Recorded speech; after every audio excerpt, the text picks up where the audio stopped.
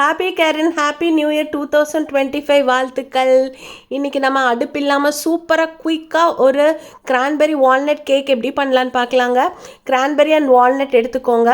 ஒரு மிக்ஸி ஜாரில் இந்த கிரான்பெரி அண்ட் வால்நட்டை போட்டு ஒரு 40 செகண்ட்ஸ் டு 1 மினிட் நீங்கள் மிக்ஸி ஜாரில் இந்த மாதிரி ஒரு பக்குவம் வர வரைக்கும் கொஞ்சம் நீங்கள் விட்டு பல்ஸ் பண்ணிக்கோங்க. அதுக்கப்புறமா நீங்கள் ஒரு சின்ன கிண்ணத்தில் இதை ஃபில் பண்ணிவிட்டு திருப்பி விட்டிங்கன்னா நல்ல ஒரு கேக் ஷேப் வந்துடும். இந்த மாதிரி ஒரு அடுப்பு இல்லாமல் ஆரோக்கியமான ஒரு கேக்கை எல்லாருமே வீட்டில் பண்ணி செஞ்சு சாப்பிடுங்க. எவ்வளோ ஆரோக்கியம் இல்லைங்களா? வால்நட் ஹார்ட்டுக்கு ரொம்ப நல்லது. ஸோ நீங்கள் கிரான்பெரியில் ஒரு நல்ல புளிப்பு டேஸ்ட் இருக்குது.